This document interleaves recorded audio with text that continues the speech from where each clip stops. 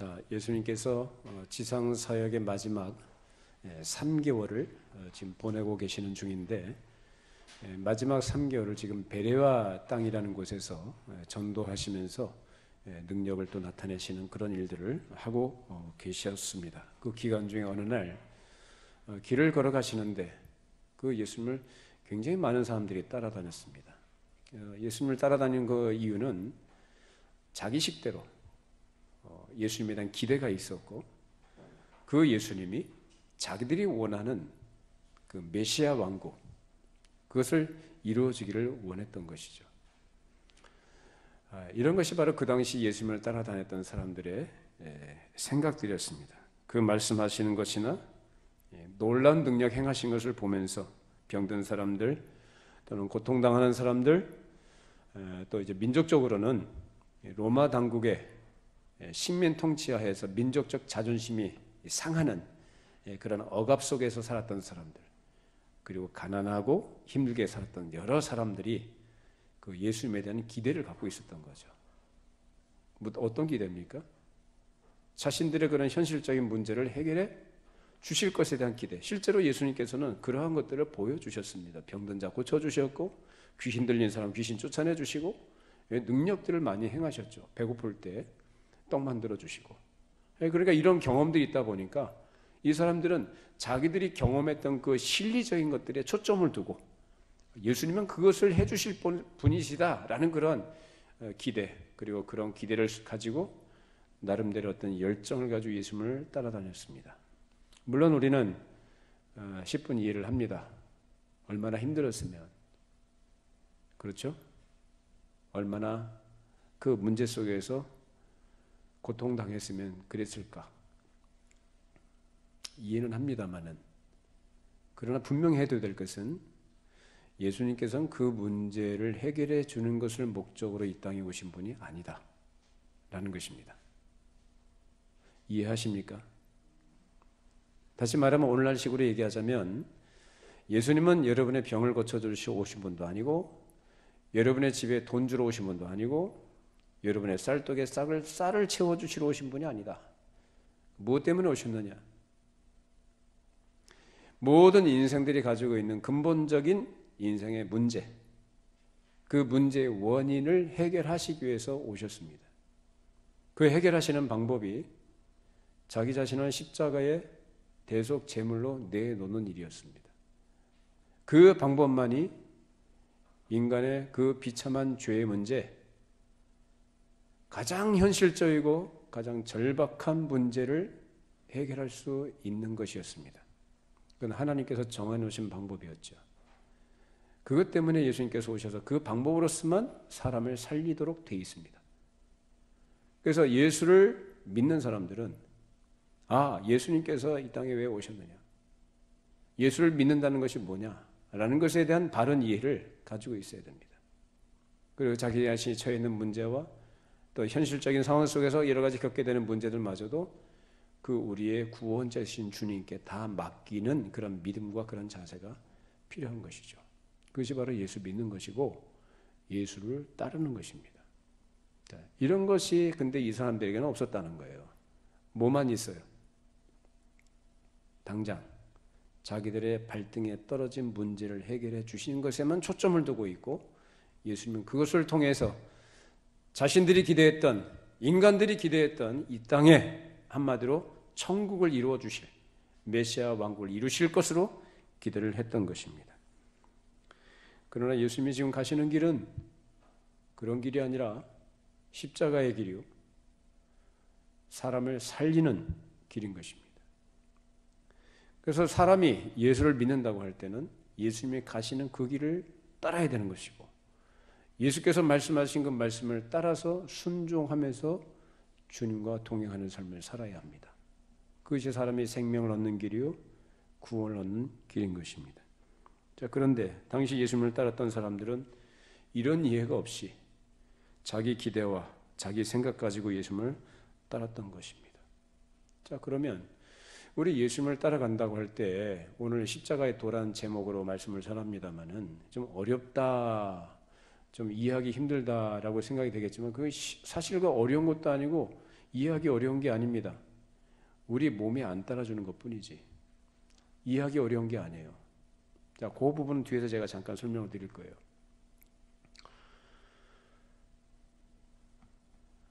자, 예수님을 따랐던 그 당시 많은 사람들은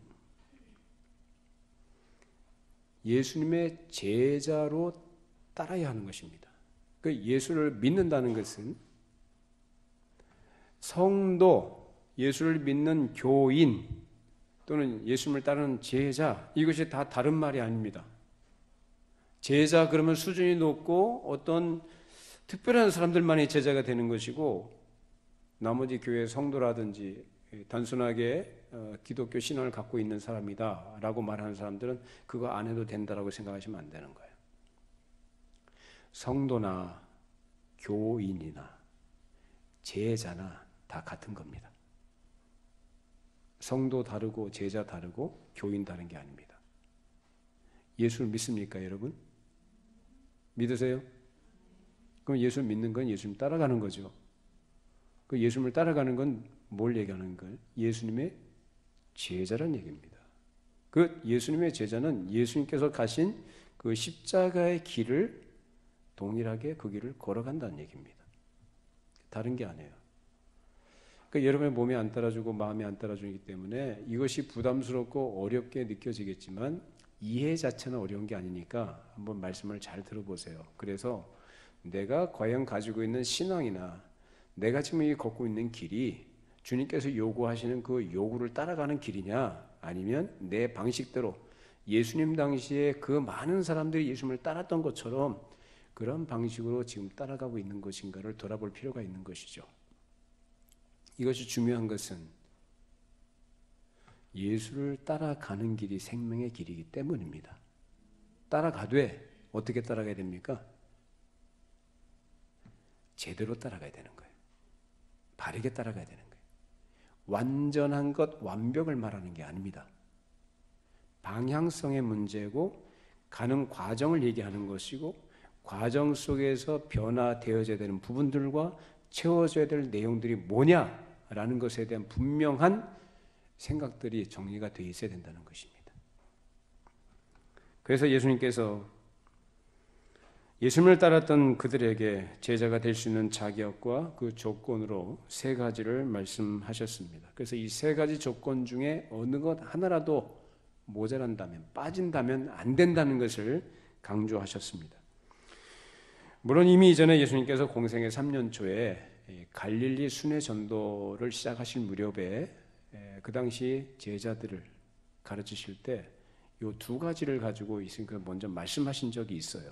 제자도에 대해서. 자, 마태복음 10장 37절 39절입니다. 주보 안쪽에 있고요. 오늘 본문은 여러분 성경을 펴두시기를 바랍니다. 같이 함께 읽어보시죠. 아버지나 어머니를 나보다 더 사랑하는 자는 내게 합당하지 아니하고 아들이나 딸을 나보다 더 사랑하는 자도 내게 합당하지 아니하며 또 자기 십자가를 지고 나를 따르지 않는 자도 내게 합당하지 아니하니라. 자기 목숨을 얻는 자는 잃을 것이요 나를 위하여 자기 목숨을 잃는 자는 얻으리라. 자, 여기서 아버지나 어머니를 더 사랑하는 것, 그리고 아들이나 딸을 더 사랑하는 것. 이거 누가 그렇게 합니까? 누가 그렇게 합니까? 부모를 사랑하는 건 너무나 당연하죠. 천륜입니다. 자기 자식 사랑하는 건 누구나 다 하는 겁니다. 그렇죠? 근데 지금 뭐라고 하십니까? 나보다 더 사랑해서는 안 된다. 그 또 하나 뭘 말씀하셨어요? 자기 십자가를 지고 나를 따르지 않는 자도 내게 합당치 않다. 그러니까 다시 말하면 십자가를 지고 너희가 십자가를 지고 나를 따라야 된다라고 하신 것이죠. 자, 이것이 벌써 이미 말씀하셨던 내용이었고 오늘 본문인 누가복음 14장에도 주님께서 이 베레아 땅에서 이 제자 되는 조건을 다시 말씀하신 것입니다. 자, 그 첫째 조건이 오늘 성경에 26절에 있죠. 물은 내게 오는 자가 자기 부모와 처자와 형제와 자매와 더욱이 자기 목숨까지 미워하지 않으면 능히 내 제자가 되지 못하고 부모, 형제, 자식, 자기 혈육들 말이죠.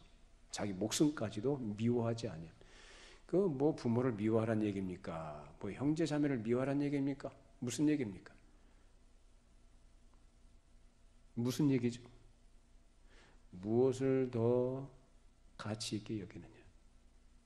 어떤 것을 더 중요하게 여기고 더 사랑하느냐의 문제입니다. 그걸 지금 말씀하신 거죠. 자, 두 번째는 뭡니까? 27절에 누구든지 자기 십자가를 지고 나를 따르지 않는 자도 능히 내 제자가 되지 못하리라 라고 하셔서 십자가를 지라고 하십니다. 십자가를 지라고요. 이거 선택할 수 있습니까? 없습니까? 선택할 수 있습니다. 선택할 수 있어요, 여러분. 십자가를 지려면 지시고 안 지려면 안 질 수 있는 거예요. 예. 무슨 말이냐면 억지로 하는 거 아니라 그 말이에요. 여러분 자유의사입니다. 근데 중요한 조건이 있어요. 주님을 따르는 제자입니까? 주님을 따르고자 하십니까? 그렇다면 줘야 되는 거예요. 십자가를 안 지겠다? 그건 주님을 안 따르겠다는 거예요. 그건 개인의 선택입니다. 그건 알아서 하시는 거예요. 제가 목사가 설교하면서 죄야 된다고 막 강요하고 막 겁박하고 그런다고 해서 십자가 지는 거 아니라 그 말이에요. 그러니까 여러분들이 십자가를 던져버리려면 얼마나 던져버릴 수 있다는 거예요. 그리고 그것으로 주님의 마음을 슬프게 하실 수도 있습니다. 그러니까 마지못해서 질 수 있는 게 아니라 그 말입니다. 자원해서 기꺼이 즐겁게 감사하는 마음으로 지는 겁니다.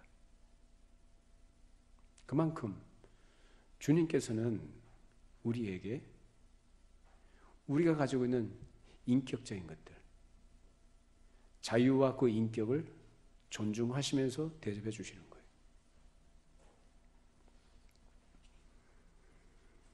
그리고 셋째 조건을 말씀하시기 전에 간단한 비유를 말씀하셨는데 첫째 비유는 망대를 쌓는 비유를 말씀하셨어요.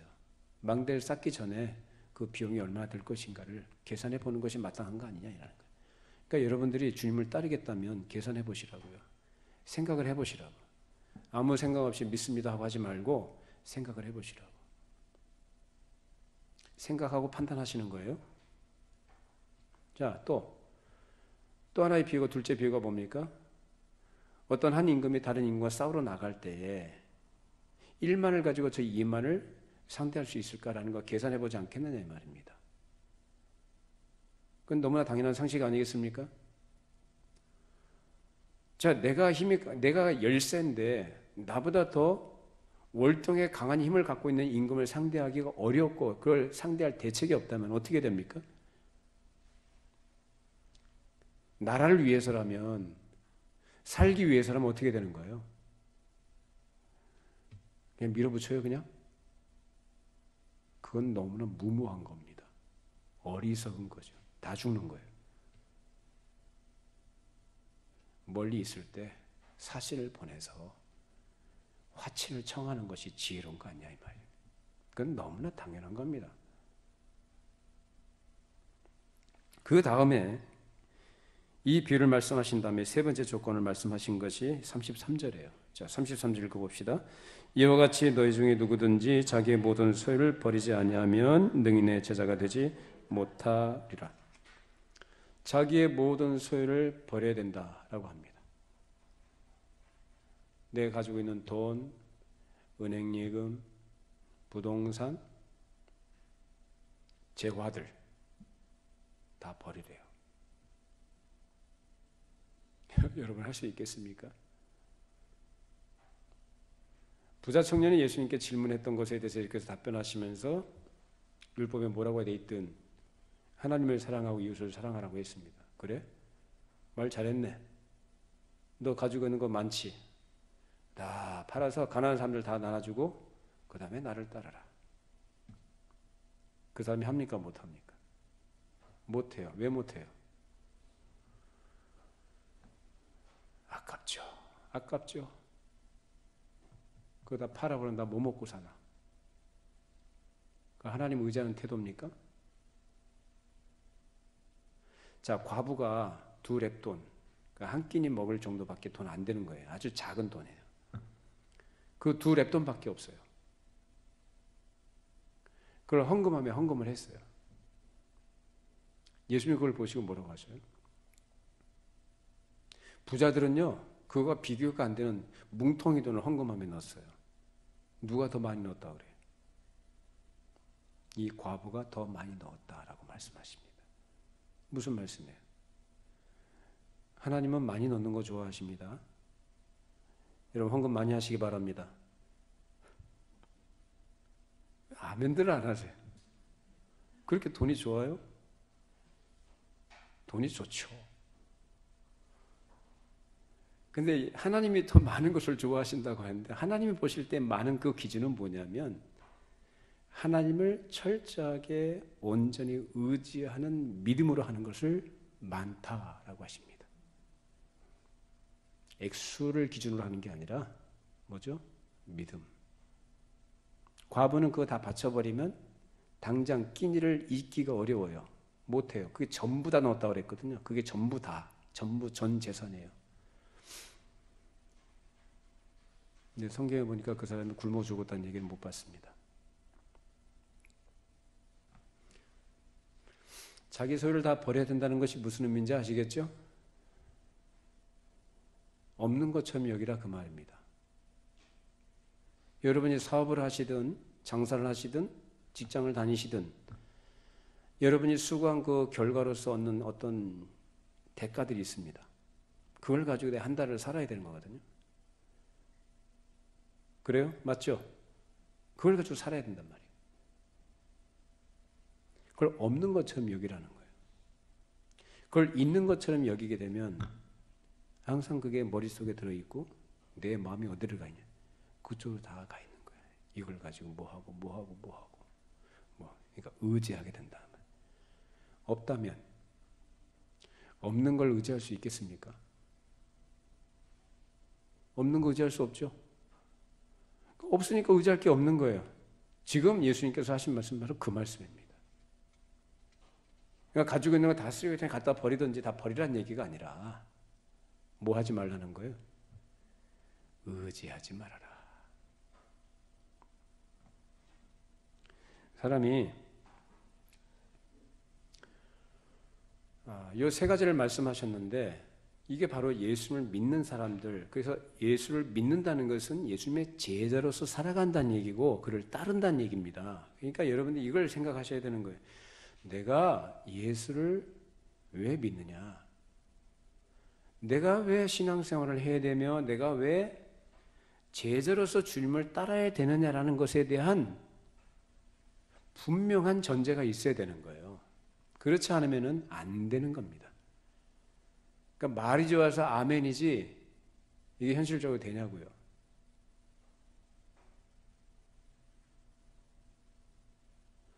근데요, 이건 너무나 상식적인 얘기예요. 여러분이 정말로 중요하게 여기는 것이 있으면, 정말로 가치 있게 소중하게 여기는 것이 있으면, 그것을 내가 얻고자 한다면, 내가 그것을 이루고자 한다면, 여러분 마음이 어디가 있겠어요? 내가 정말로 중요하게 여기는 것, 가치 있게 여기는 것이 있으면 거기에 온 마음을 쏟죠? 그렇잖아요. 앉으나서나 그 생각만 하는 거예요. 앉으나서나. 어딜 가나 그 생각만 하고 온 마음을 쏟고 온 힘을 쏟고 내가 하고자 하면 내가 하고 싶은 것이라면 빚을 내서라도 합니다. 그게 사람이에요. 그래서 그것을 얻고자 한다면 그에 방해가 되는 것들이 있거나 심지어는 내가 어떤 위험을 감수해야 된다고 할지라도 그걸 위해서 전심전력해서 그 길로 질주해 갑니다. 결국 무슨 얘기냐면 가치관의 문제예요. 내가 뭘 더 귀하게 여기느냐, 내가 무엇을 더 소중하게 여기느냐, 내가 무엇을 더 사랑하느냐의 문제입니다. 결국은 사랑이죠.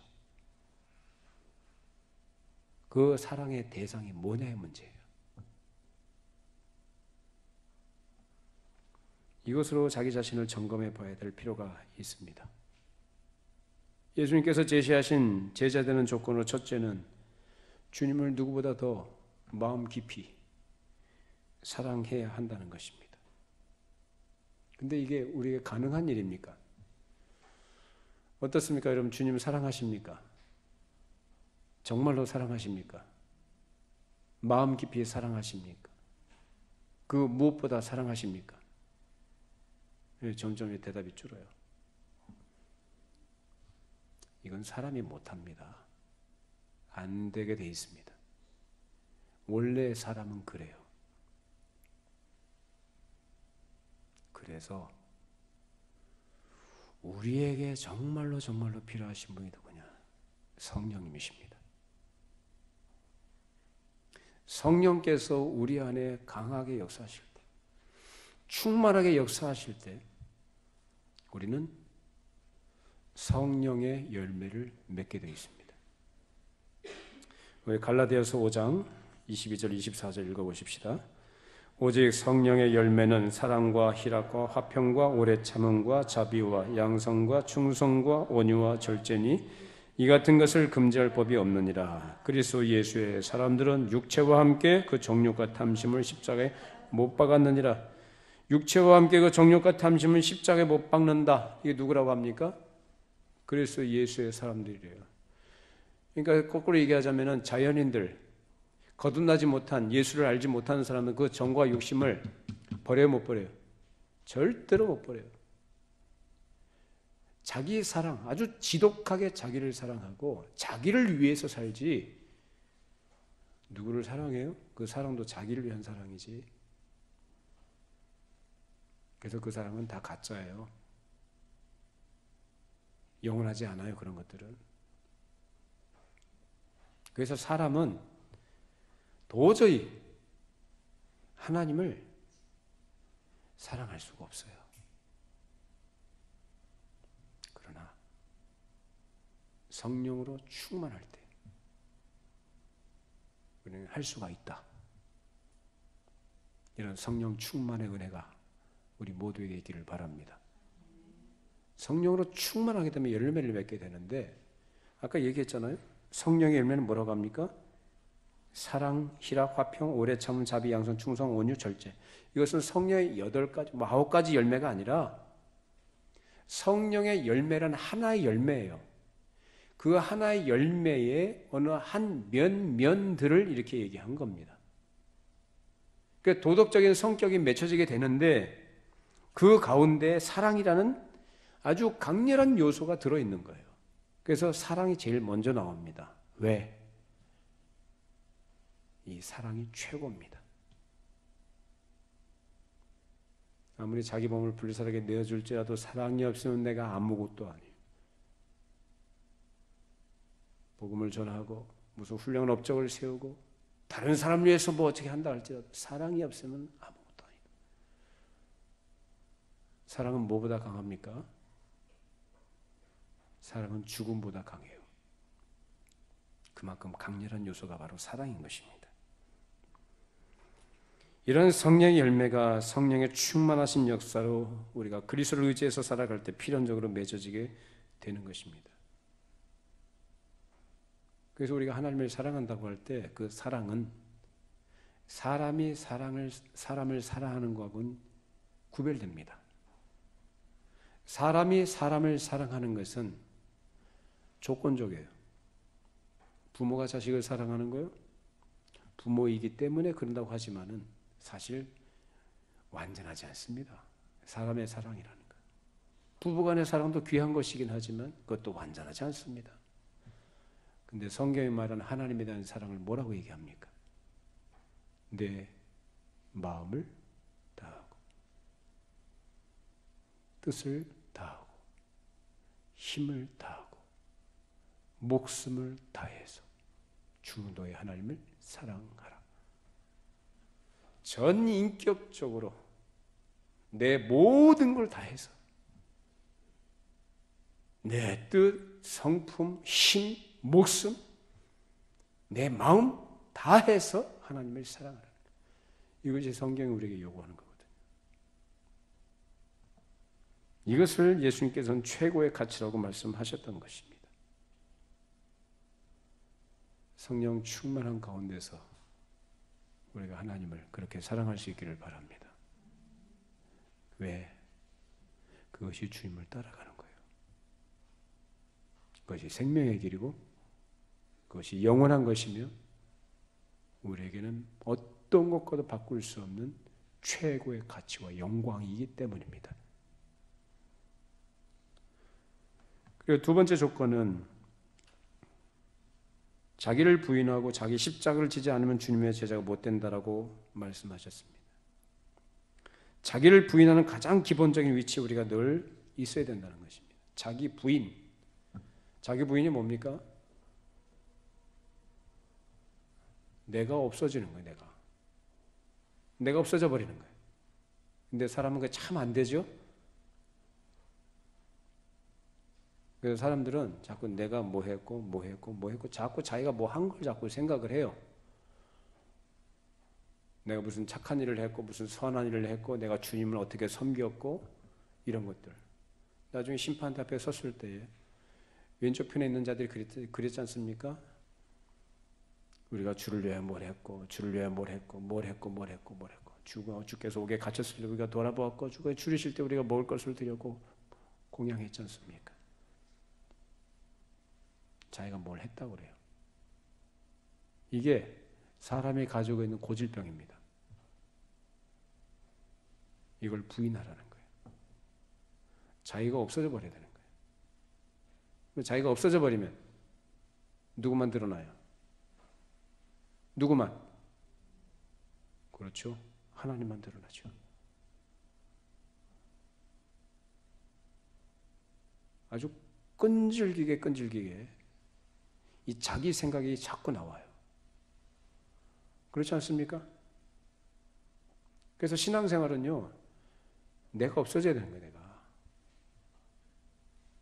내가 없어져야 누가 드러나요? 주님만이 드러나셔요. 하나님만이 드러나는 거예요. 주님의 은혜만이 강조가 되어지고, 주님의 은혜만이 자랑이 되어지고, 주님의 은혜만이 찬송을 받으셔야 되는 거예요. 신앙생활이에요. 제가 신앙생활할 때 청년 때 제일 못마땅했던 것이 교회에서 사람 드러내고 사람 칭찬하는 게 너무 못마땅했어요. 그때 제가 믿음도 깊지 않았던 때였고 사실 제대로 된 믿음을 갖고 있지 못한 때였음에도 불구하고 너무 그것이 싫더라고요. 헌금을 누가 얼마 했고 교회에 누가 뭘 기증을 했고 누가 전도를 얼마 했고 누가 봉사를 얼마나 했고 아니 좋다 이거예요. 100번 양보해서 사람들끼리 예배가 아니라 사람들끼리 있을 때 칭찬해주고 덕담으로 할 수 있는 얘기들이죠. 그러나 예배 시간은 그 공적 예배 시간은 누구만이 높임을 받아야 됩니까? 하나님만이 높임을 받아야죠. 그 시간에 광고 시간에 사람 불러 세워서 박수 쳐주고 헌금 누가 얼마 했다고 막 공포하고 헌금 못한 사람들은 어떻게 했어요? 그건 아니잖아요.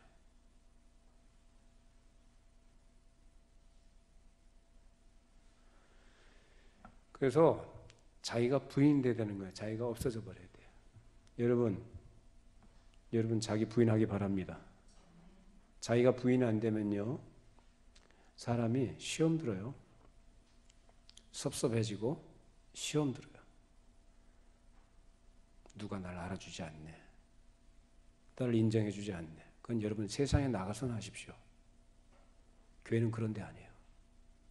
철저하게 목사부터 여러분 각자 개인까지 항상 우리의 중심에는 우리의 마음에는 우리의 대화 속에는 우리의 자랑 속에는 오직 하나님만이 중심이 되어야 됩니다.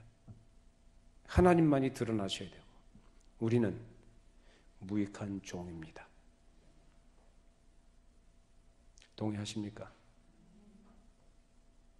사실 그것이 우리의 기쁨이 되는 거예요. 나는 무익한 종이에요. 주님만이 높임을 받으시는 거예요.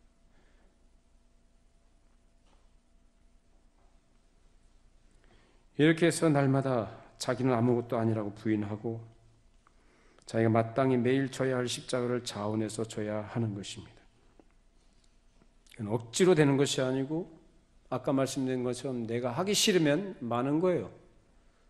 하기 싫으면 마세요. 그러니까 여러분도 절대로 억지로 하지 마십시오. 저도 목회를 하면서 짧은 기간 목회를 했습니다만 그 가운데 하나 조금 깨달은 게 뭐냐면 아무리 이런저런 명분을 갖다 붙여도 억지로 되는 게 아니구나. 억지로 하는 게 아니구나. 정말 하나님께서 성령께서 그 마음에 자원한 마음을 주시고 기쁨을 주시고 은혜를 주셔서 하게 하시는 것이지.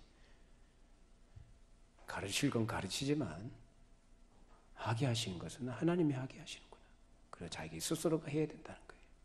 자기 스스로의 인격적인 판단과 결정에 따라 의지를 가지고 자기가 자원하는 마음으로 해야 된다. 뭘요? 십자가를 지는 거예요. 여기서 말하는 십자가를 진다는 게 뭘까요? 십자가 지는 거. 여러분 살기 힘들죠?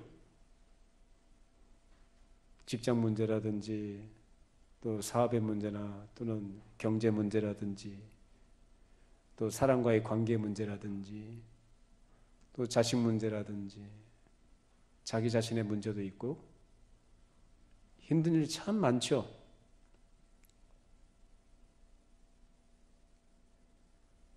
그걸 다 인생고라 그렇게 얘기해요.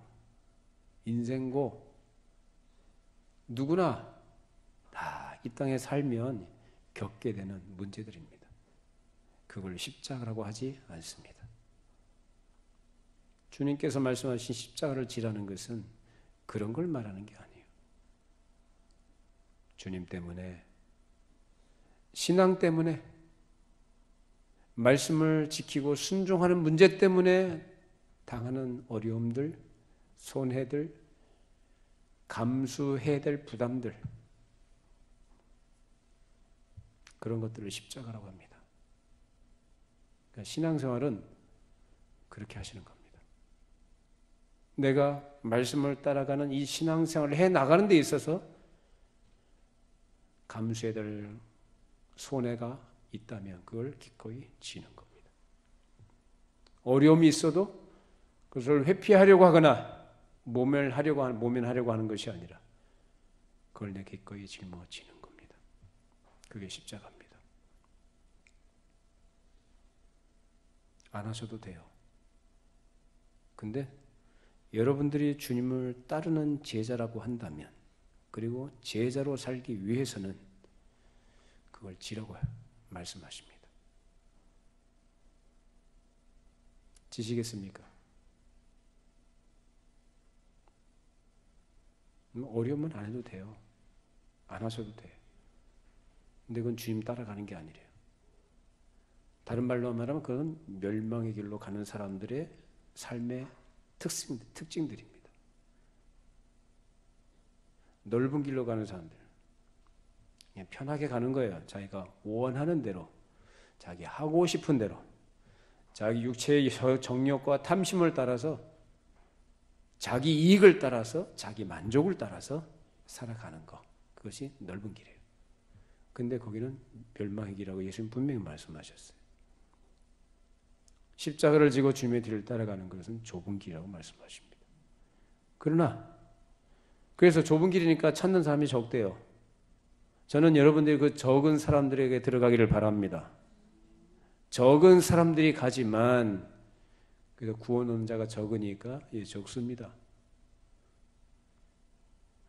그러나 그 문을 통과해서 그 좁은 길을 걸어가는 사람들은 어떤 길을 걸어가는 사람들이냐? 생명의 길이다. 신앙생활하면서 여러분 주변 사람들이나 남편이나 안 믿는 남편들이 힘들게 할 수 있고 자식들이 힘들게 할 수 있고 어려운 가운데 있는 분들이 있을 수 있습니다. 잘 믿음으로 지혜롭게 감내하시기를 바랍니다. 그 여러분 십자가입니다. 그 지고 따라가는 거예요.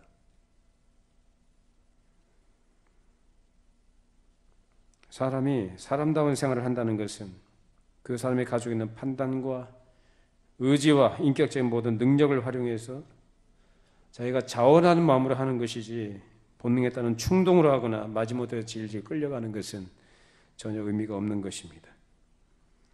그뿐만 아니라 하나님의 거룩하신 뜻이 무엇인지 시험도 해보고 이해하고 깨닫는 것이 우리에게 필요한데 이런 인격적인 능력의 발휘라는 것이 사람다운 의미가 있는 것입니다. 그래서 이 십자가를 진다는 것은 자기가 그렇게 져야 하는 것이요.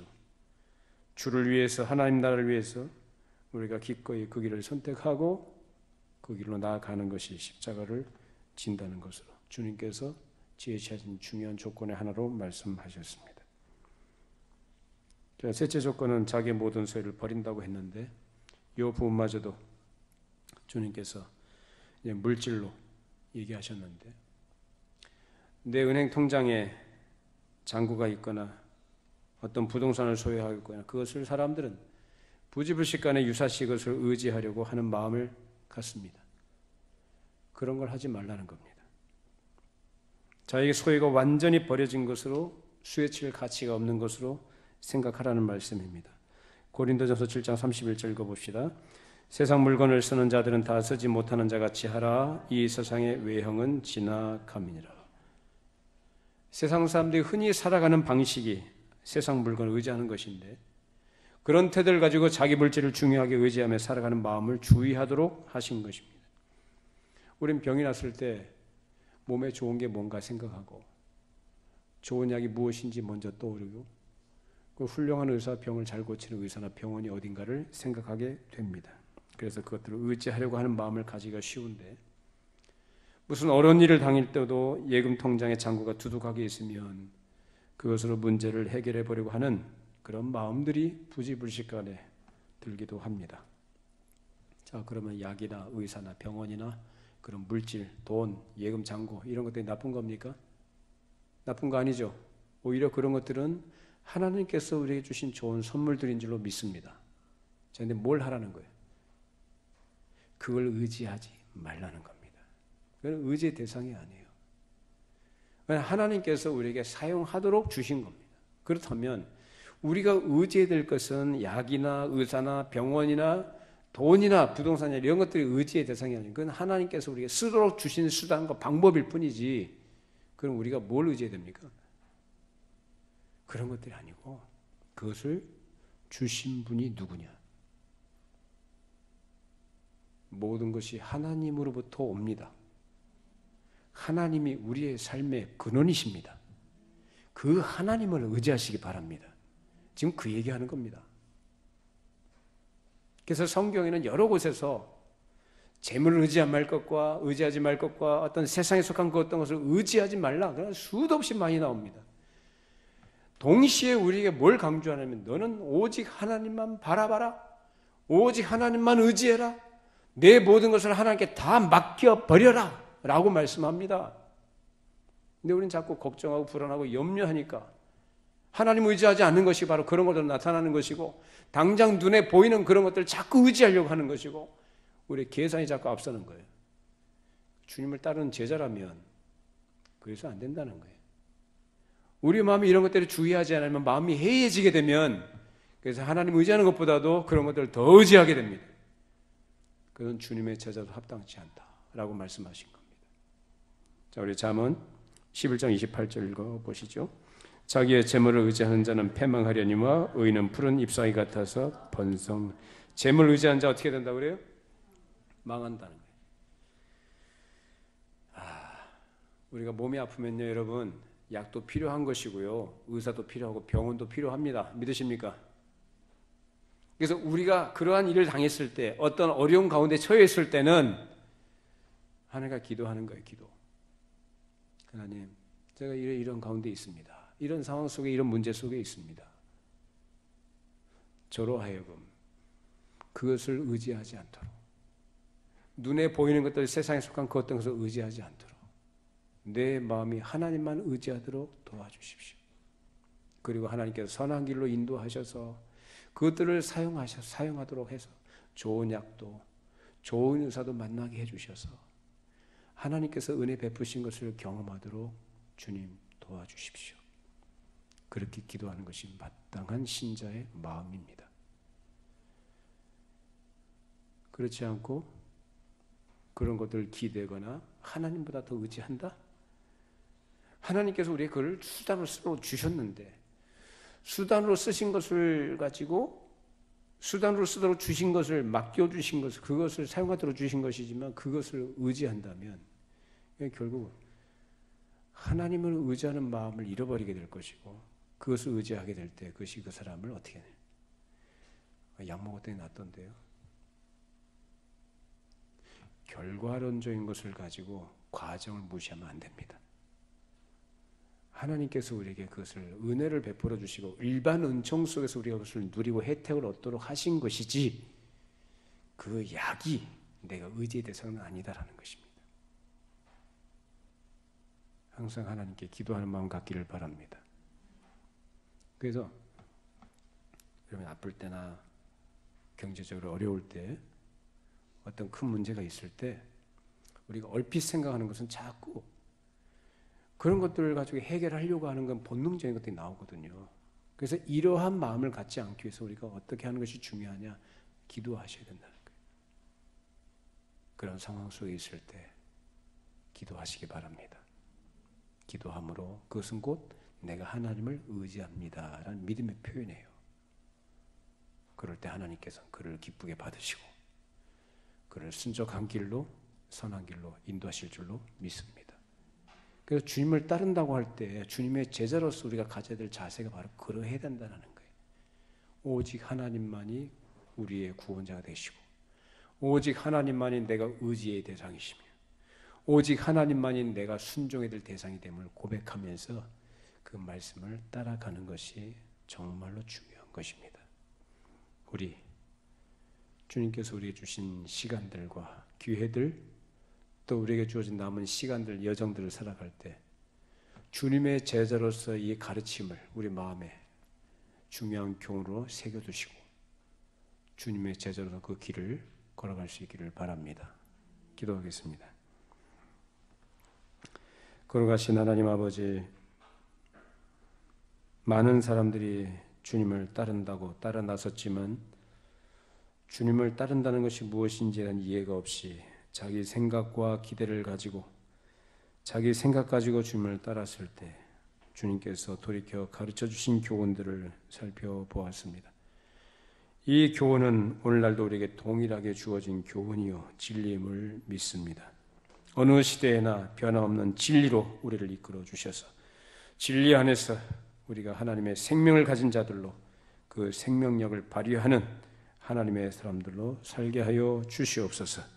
억지로나 마지 못해서가 아니라 정말로 하나님께서 주신 은혜가 무엇인지 나를 죄 가운데서 불러내셔서 빛의 자녀로 삼아주신 그 하나님의 그 은혜와 사랑을 우리가 알고 감사해서 즐겁게 또 우리의 유익을 위하여 우리의 복됨과 영광을 위하여 우리에게 따르라고 말씀하신 그 길을 기꺼이 묵묵히 순종함으로 우리에게 주어진 여정들을 믿음으로 잘 감당해 나가는 주의 거룩한 백성들이 되게 하여 주시옵소서.